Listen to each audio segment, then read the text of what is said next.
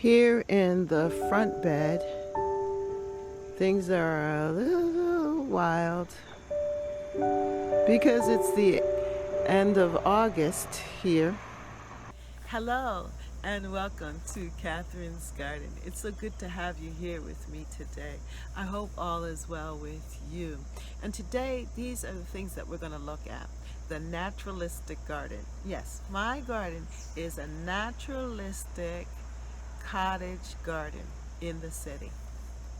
So come with me as we tour and we observe the garden and move with the flow of the garden as we partner with the garden.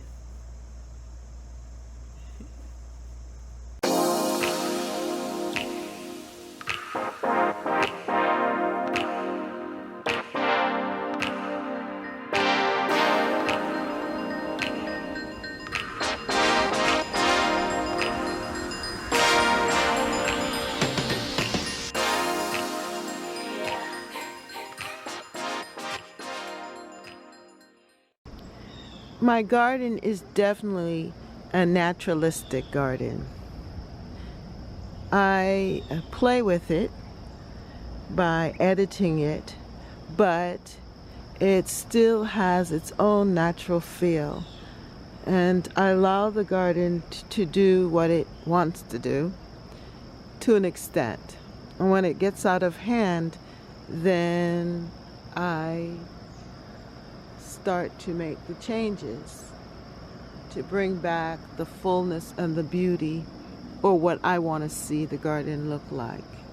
I edit the garden. So in the garden, I experienced a thunderstorm. You hear the rain?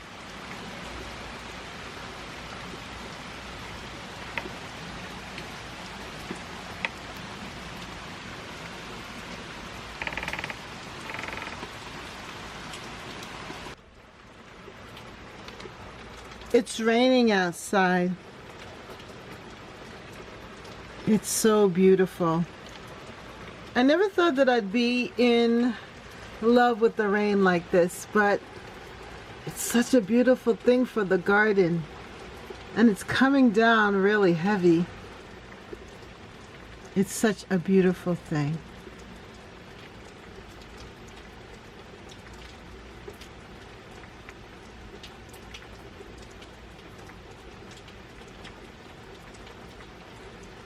The last couple of days it has been kind of dry here in the Boston area, and the temperatures have been in the 90s, but now it seems like we're moving into a shift or change within the season, and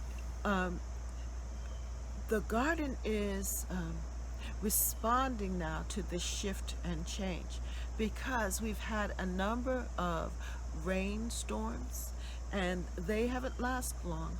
But yesterday we had a thunderstorm and it was a deep soaker. And this morning the garden reacted to it with fog. It was misty, but then the leaves of the garden, the garden plants were looking so lush and healthy. It was almost like they were in a sauna. And they got a chance to breathe and receive the nourishment from the rains and water into the roots, because you know, of course, plants need water. And so I see the difference in the garden. So let's look at that, what it was before, the day before the rainstorm, and how it was this morning. Good morning, and welcome to Catherine's Garden. Well, this morning it is very foggy out and misty, and we have been getting rain. The rain has been intense, and it is a good thing because now everything is just perky and green and looking very much alive. I believe that we have moved out of that dry spell and we're now coming into the fall or late summer rain. And here you could see that my canna, you know, I have to check on the cannas. The canna lilies have been opening up, and this is the second one.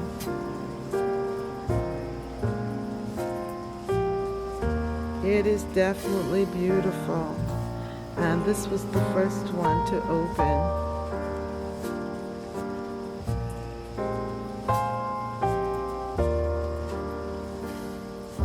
Each day, one of these different buds open and release a beautiful flower. There's still a few more to go on that one, but this one definitely has some more to go. Now I'm waiting for more of them to release a bloom. I don't see any just yet, but I think we still have time. Everything else is looking really good.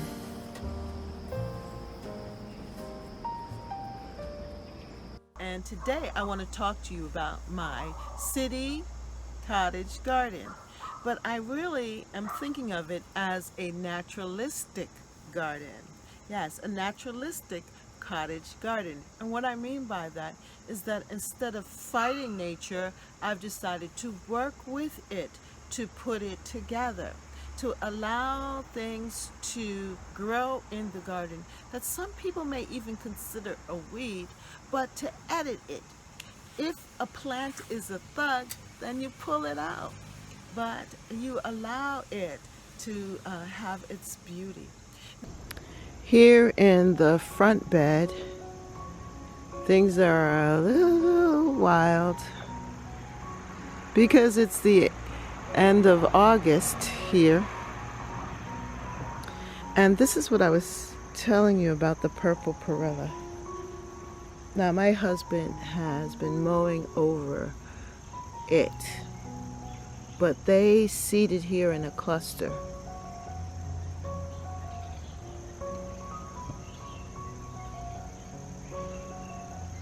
And you can see them coming out, the purple perilla. But at this point, I don't mind because nothing, with the dryness, nothing is really grown there, but those purple perilla will add color to the garden in here in the front.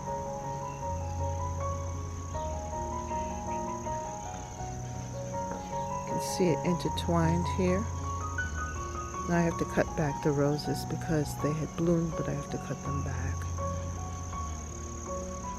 And here in this bed, I like them a lot with the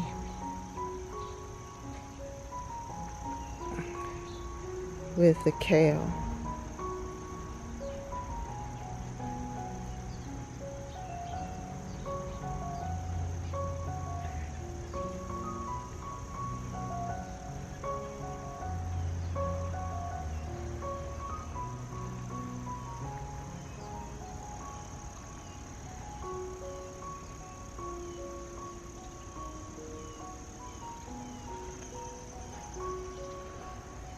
Definitely the featured plant in this front garden right now is this kale.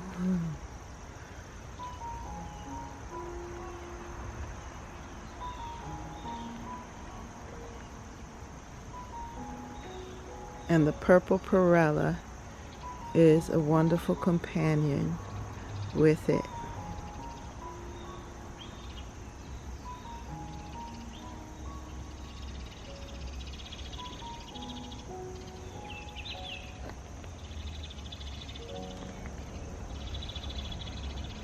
It's blending in well also with the sedum and the cosmos.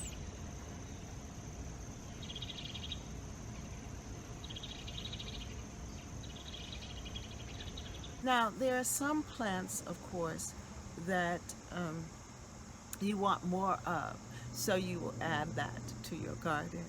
So we still have control over the garden, but we are not micromanaging it. You know, we're allowing the garden to breathe. And here we see the purple perella again in this bed, and it is a great companion to the hibiscus there in the background. You can just see the color of the purple perella blends so well with the hibiscus, my pinky hibiscus. So this whole bed comes alive. But you see how it just blends in so well here, the purple perella, with the hibiscus, the hostas, the grass, and the hydrangea, that green hydrangea there. It's green. It's a very dark green. It's rich green. But what it's doing is it's protecting the hostas, because the hostas burn very easily. But you see the color combination here with the purple perella and the hydrangea flower. Well, that was the idea, to allow it to grow there so that it can blend in.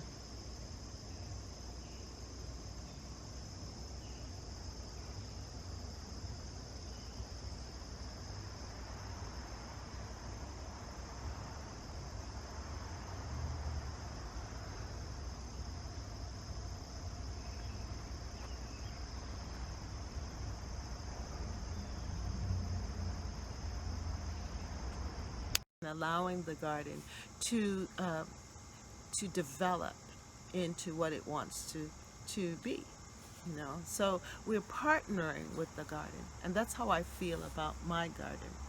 That there are things that I want to see, but there are things that the garden wants to do. So instead of fighting with the garden, I decide to flow with it, to work with it, to partner with the garden. So there's some things that I change, and some things I allow to remain. The garden has a sleepy appearance in the mist. The mist, yes, you can see it's all misty. It has like an eerie look. This early Sunday morning.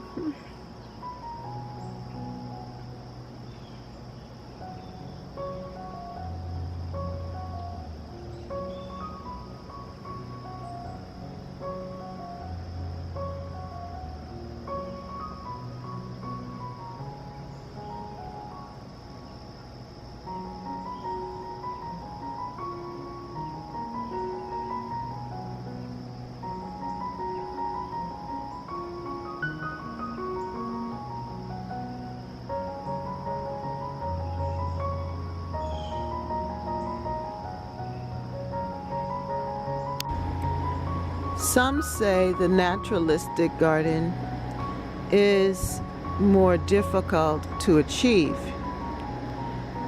because you want it to look natural, but you don't want it to look unruly or chaotic.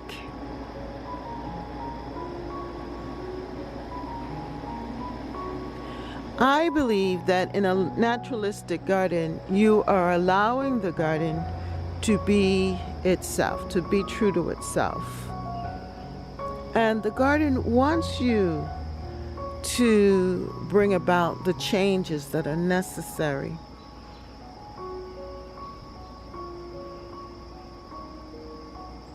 But you have to study it. You have to spend time in it. You have to learn what makes it tick.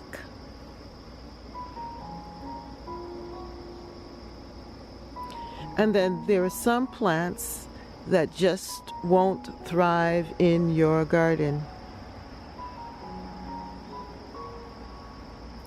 And you have to be patient with it. And you have to come to the realization that some things are just not going to work. But there are plenty of things that do work.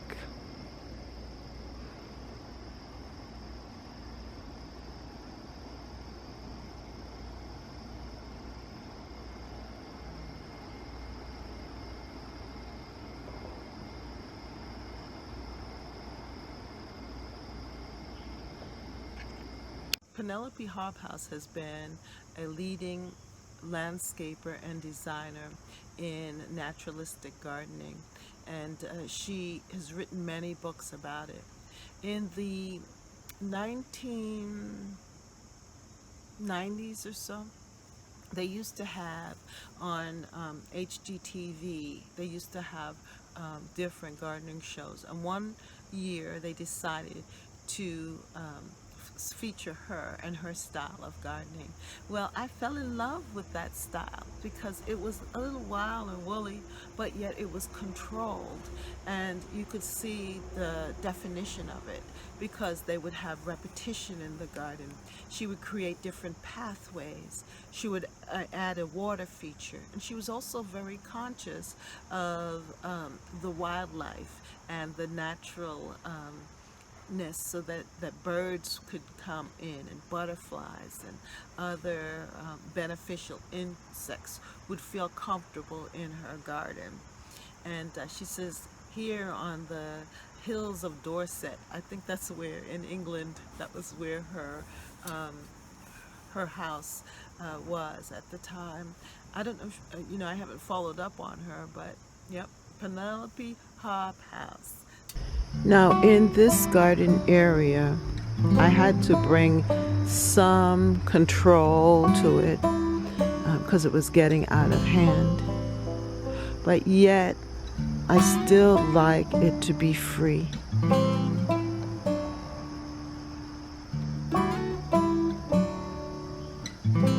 And it is still rewarding me with tomatoes.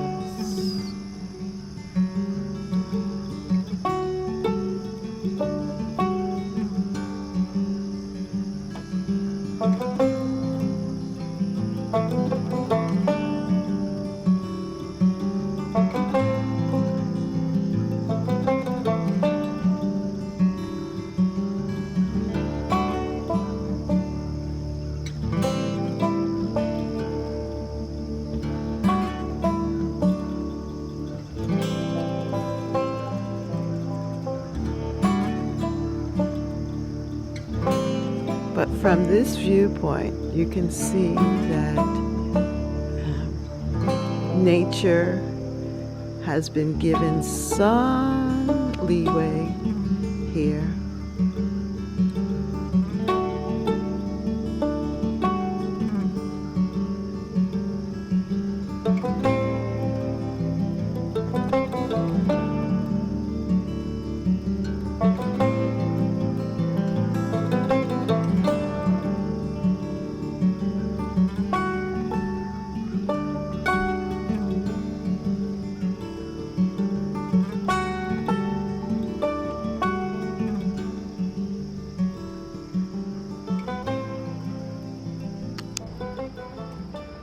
You can see in this corner here that it's very naturalistic, that there are things that I need to pull and things that I need to do to make it more pleasing to the eye.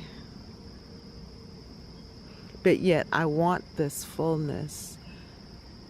I want to feel nature.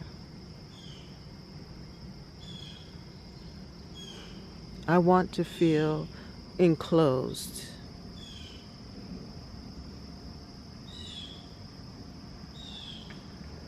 And I want a full garden. So I'm willing to deal with what people may consider to be weeds. I'm patient, and I allow them to stay in the garden.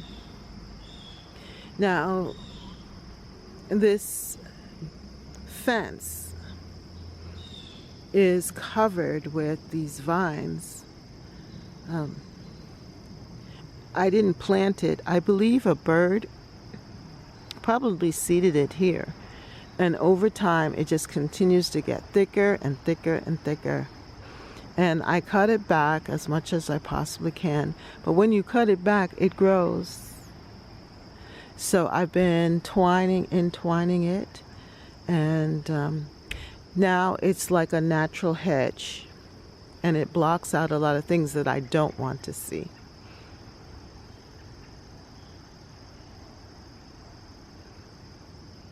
It's like a natural green hedge.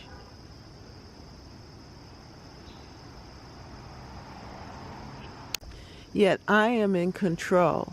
So you see these tendrils here.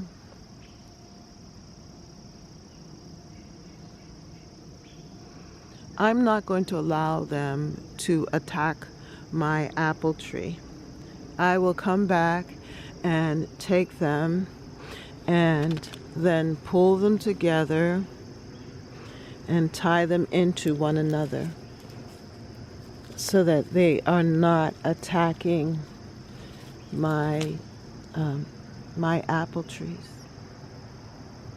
And just paying attention to that, because these tendrils are very vicious and they will wrap around the plant and smother it.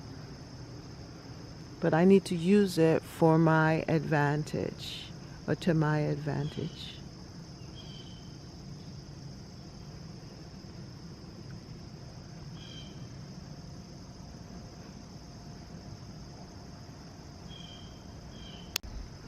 Take a look at my plum tree. It's growing tall, but here, do you see this?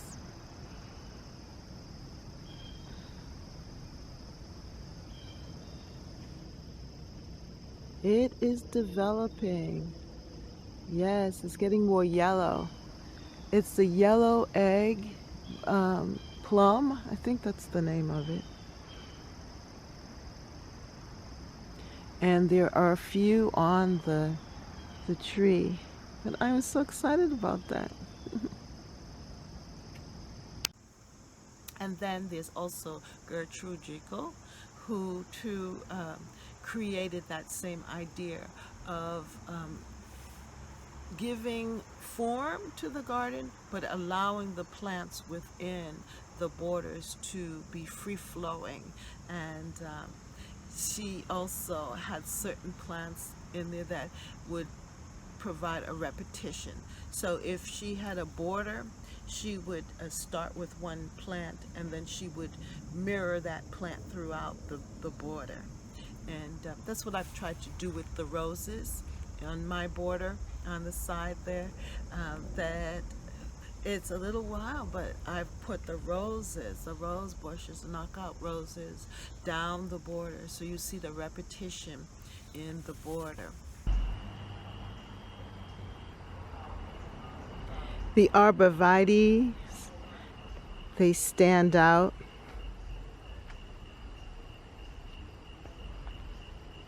You can see the variegated leaves.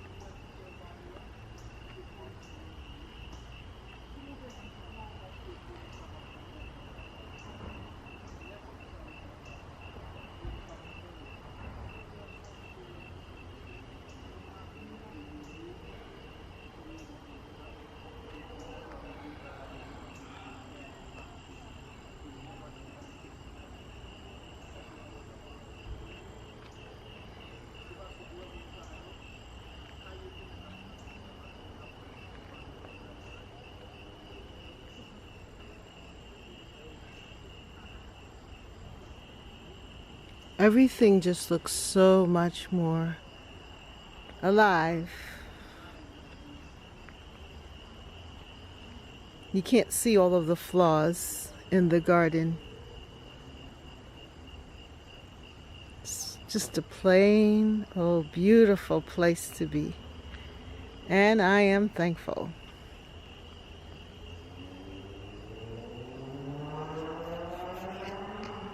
I really like the naturalistic style because it's full and it's lush. You know, there are no bare spots. I like that.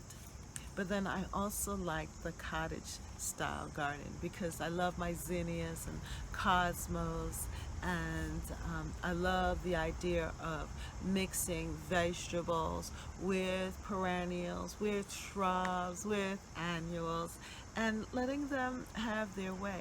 Some multiply more than others. You know, I might have an idea and I want to see more of a particular plant, but my garden is saying, no, I don't want that. It's not allowing it to grow. So I just have to give in and work with the garden, partner with my garden. And then I have joy because then the garden gives me surprises. You know, things come forth that I didn't expect. Now, in the front garden, which I call my urban cottage garden, it does have a naturalistic feel to it. Cottagey, naturalistic feel. Because I've allowed the plants to have their way, do what they want. And I have been editing it, but yet it still has a very natural feel. I just love this grass, zebra grass.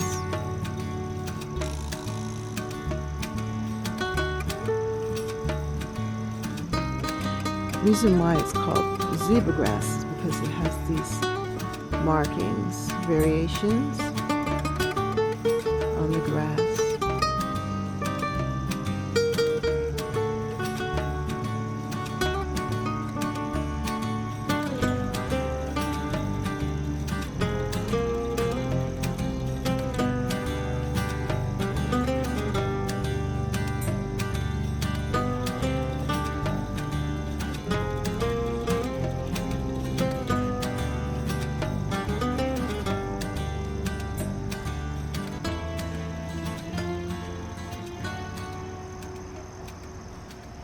I see different colors, and you become an observer of your garden versus, you know, a dictator.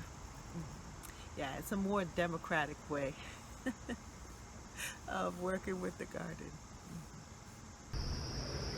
My hydrangeas are doing a little bit better back here. That rain has really helped to perk them back up again.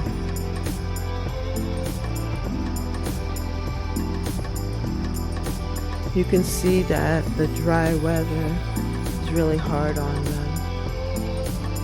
I don't know if this particular plant is going to survive.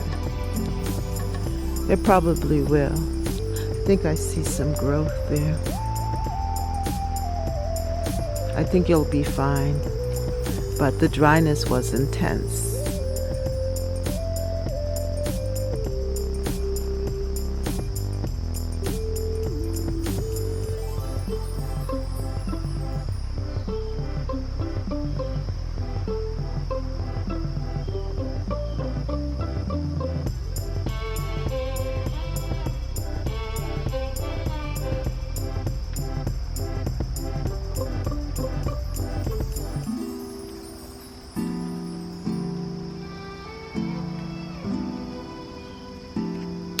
Oh, the other thing that I want to bring to your attention is pathways in the garden.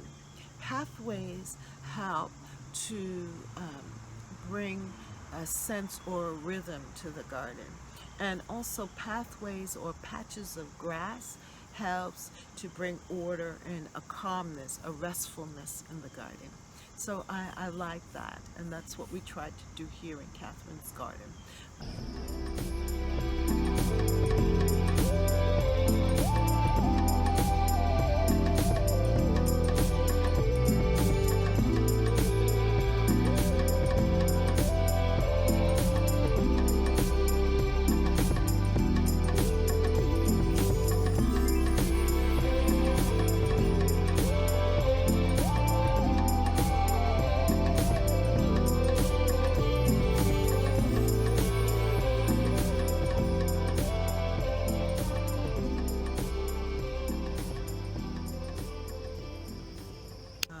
keep a measure of lawn, even though it seems like the lawn, even though it seems like the lawn is getting smaller and smaller and the pathways are getting narrower and narrower. Still, we want to maintain some level of grass where it gives order to the beds.